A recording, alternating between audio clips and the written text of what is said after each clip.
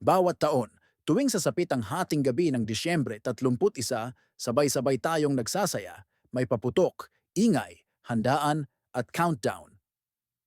Pero naitanong mo na ba, saan nga ba nagmula ang tradisyong pagdiriwang ng bagong taon?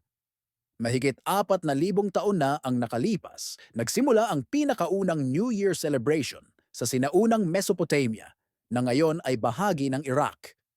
Tinatawag nila itong Akitu Festival, isang 11 araw na pagdiriwang na ginaganap tuwing spring equinox, panahon ng bagong tanim at bagong simula. Pagdating ng sinaunang Roma, binago ni Julius Caesar ang kalendaryo noong 46 na BC at itinakda ang Enero 1 bilang simula ng bagong taon.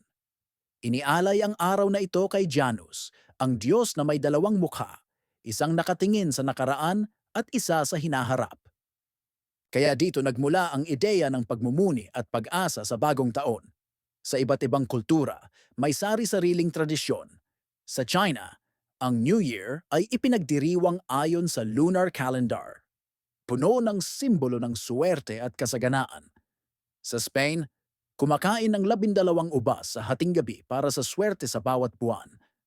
At sa Pilipinas, naniniwala tayo na ang malalakas na ingay, paputok, at bilog na prutas ay pangtaboy ng malas at pangakit ng kasaganahan.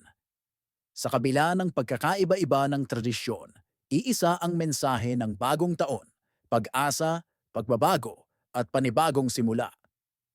Kaya sa susunod na mag-countdown ka, tandaan mo, hindi lang ito selebrasyon, isa itong tradisyong nag-uugnay sa atin sa libu-libong taong kasaysayan.